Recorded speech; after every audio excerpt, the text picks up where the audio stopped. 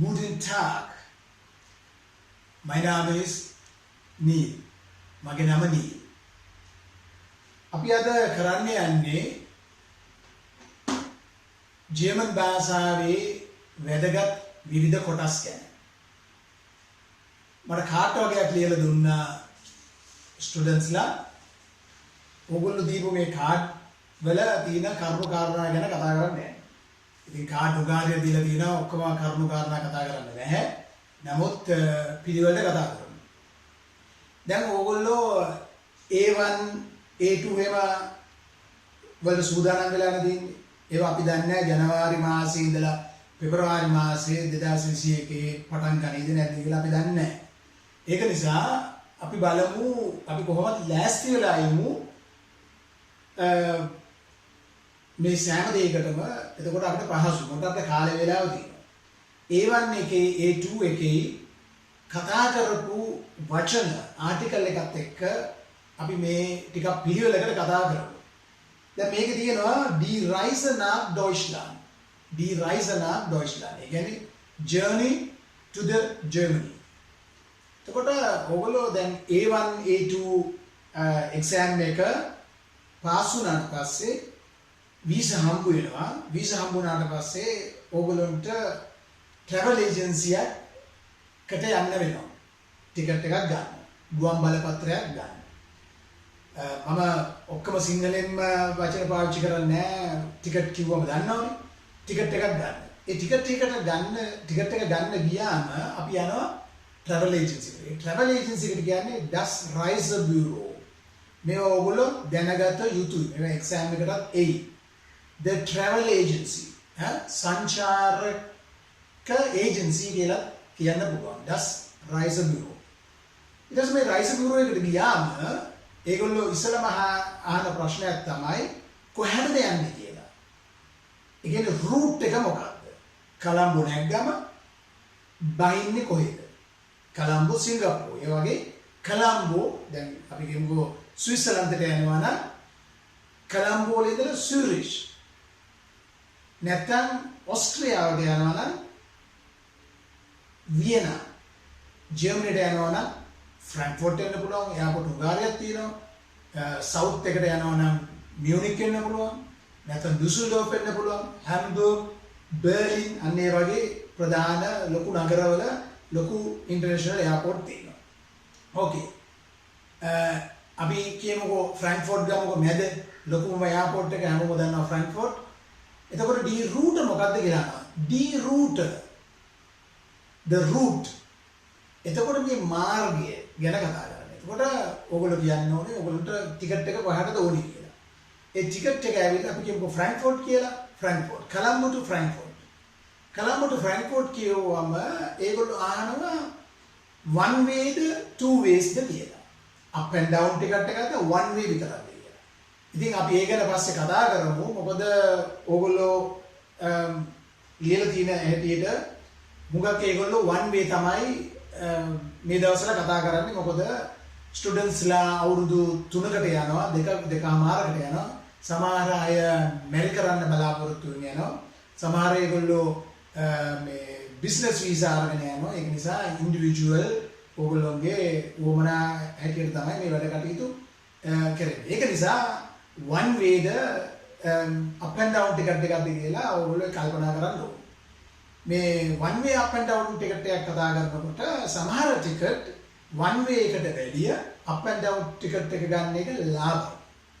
ඒක ඉතින් travel agency එකට ගිහිල්ලා ආන්න ඒ ගාන කොහොමද කියලා.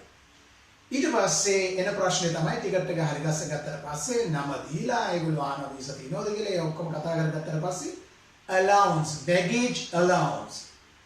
ඒ කියන්නේ allowed ගෙනියන ප්‍රමාණය. ඔයාලට සමහරවිට කිලෝ 30ක් ඇති, ඔයාලට කිලෝ 40ක් ඇති ඒ වගේ. ඒ අහනකොට ඒ ටිකට් එකේ මම දන්න තරමින් ඒ ෆ්ලයිට් කම්පැනි අනුව one way ටිකට් එකට කිලෝ 20යි up and down එකට 30 තියෙන ඒවා තියෙනවා. සමහර එයාලයින් 40ක් ඇති.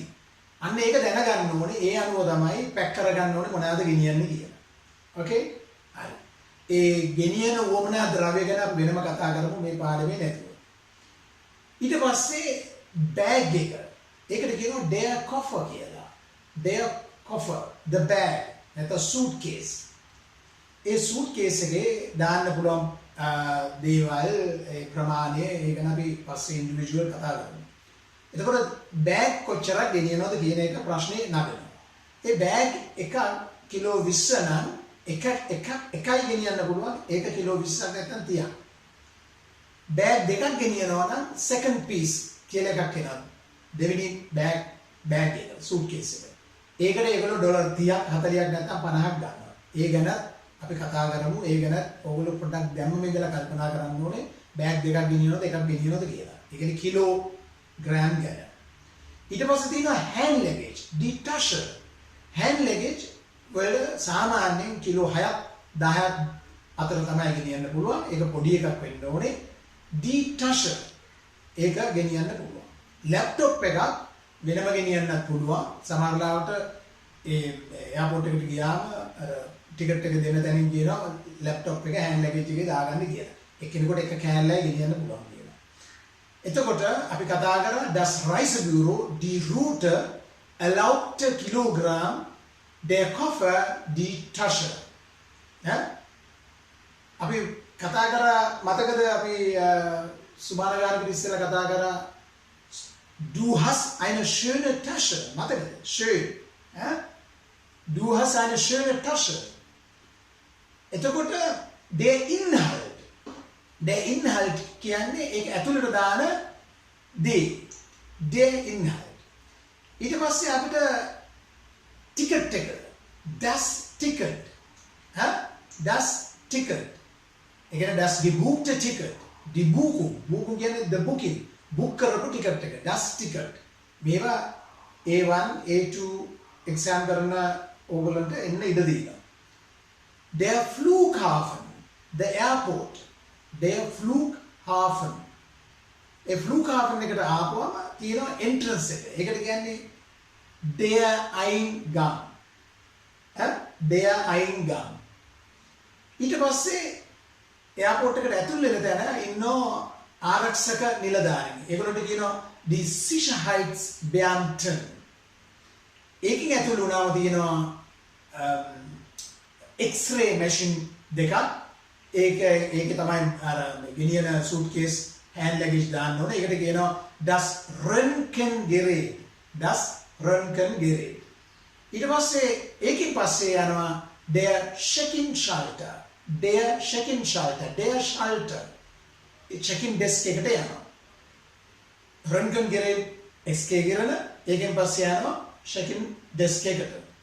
ඒ check-in desk එකට ගිහිල්ලා මගේ ටිකට් එක බාර දුන්නම ලැගේජ් එක දුන්නම ඒ කිලෝ ගාන කිරනවා. කිරලා ඒක ලියලා ආනවා මම කොහෙද ඉඳගන්නේ කියලා.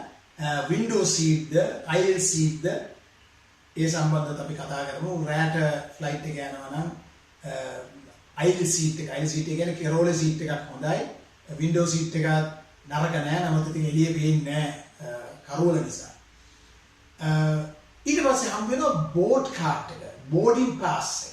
ඒ කියන්නේ ඒක ගහලා තියෙනවා seat number එක,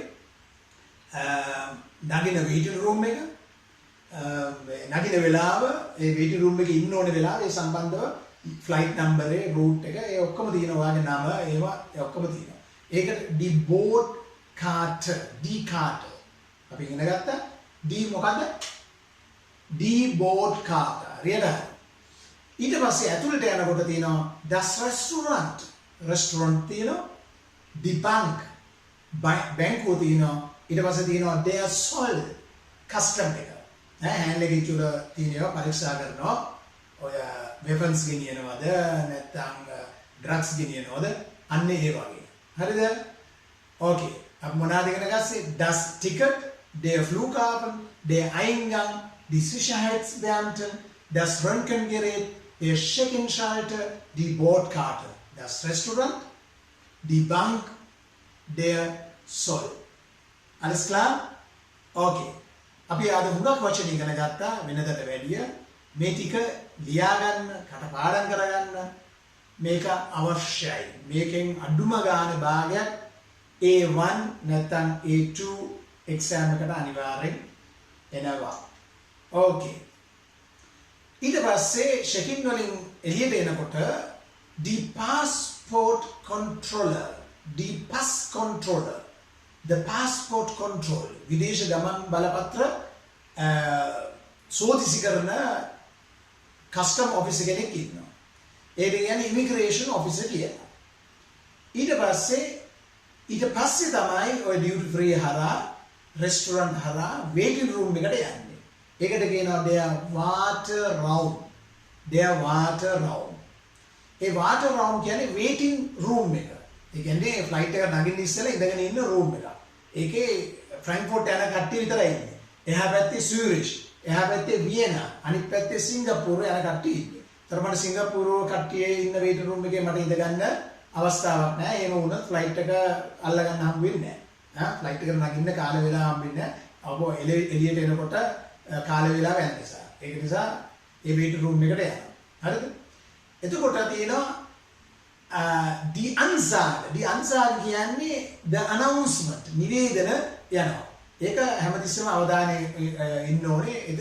නිවේදනය කියනවා දැන් UL554 මේ පිටත් වීමට අපි සූදානම් කරලා තියෙනවා දැන් නගින්නේ කියලා. ඒකට කියනවා Einsteigen, bitte Einsteigen. Get in නැත්නම් Aussteigen. ඒ වචනේ අපි ඉගෙන ගත්තා. Aussteigen. Einsteigen. Einsteigen කියන්නේ නගිනවා, Aussteigen කියන්නේ බහිනවා. ඊට පස්සේ අපි ෆ්ලයිට් එකට ඇතුළු වුණාම එතන ස්ටුවර්ඩස් අහනවා die Sitzplatznummer. ඒ කියන්නේ මගේ සීට් නම්බරේ මොකක්ද කියලා. හුඟක් ෆ්ලයිට් වල තියෙනවා ඇතුළට යනකොට දකුණු පැත්තේ සීට් දෙක තියෙනවා. මැද සීට් තුනක් නැත්නම් හතරක් තියෙනවා. වම් පැත්තේ සීට් දෙකක් තියෙනවා. එතකොට ඒ අනුව තමයි ඒගොල්ලෝ කියන්නේ වම් පැත්තෙන් යන්න දකුණු පැත්තෙන් යන්න මේ කියන්නේ නගින්න ඉක්මනට නගින්න පුළුවන් වෙන්න. මොකද බෝඩින් කරන්නේ පැය භාගයකට ෆ්ලයිට් එක යන පැය භාගයකට ඉස්සෙල්ලා ඉක්මනට නගින්න බහින්න ඒගොල්ලෝ සූදානම් කරන ක්‍රමවේදය. ඊට පස්සේ තියෙනවා die Reihe නැත්නම් die Reihen. ඒ කියන්නේ rows. ඒ කියන්නේ මේ පේලි Reihen rows. හරිද? මේවත් අපි දැනගන්න ඕනේ. ඒකේ ඇතුලේ ඉන්නේ ඒගොල්ලන්ට කියනවා die Stewardess නැත්නම් die Stewardessen. Steward නේ එයා hostess. ඒගොල්ලන්ට කියන්නේ die Stewardess නැත්නම් der Steward. යා ඊට පස්සේ තියෙනවා der Pilot. Pilot කියන්නේ der Pilot, the pilot. එතකොට නියමුවා නේ. ඊට පස්සේ ෆ්ලයිට් එකට මොකක්ද කියන්නේ? Das Flugzeug. aircraft එක. ගුවන් යානය. Okay? මොනවාද ඉගෙන ගත්තේ? die Pass Controller, der Waterraum, die Ansage, Einsteigen, Aussteigen, die Sitzplatznummer, der Reihe, die Stewardess, der Pilot, das Flugzeug. Alles klar? එහෙනම් මේවත් exam එකට ඇවිල්ලා තිබුණා A1, A2, A1, A2 worldwide මේ exam එක තියෙනවා. හැමෝටම වීසා ගන්න ඕන නම් මේ exam එක අනිවාර්යෙන් කරන්න ඕනේ. ඊට පස්සේ ලියලා තිබුණා අහලා තිබුණා හුඟක් විස්තර ඔක්කොම කතා කරන්න බෑ. අපි පන්තියේ කතා කරපු ඒවා තියෙනවා. අපි හැමදේම පොඩ කතා කරමු. Okay? එහෙනම් like එකක් දාන්න මතක කරන්න එපා. subscribe කරන්න. මොනවාරි ප්‍රශ්න තියෙනවා නම් අහන්න. Alles Gute. Bis dann.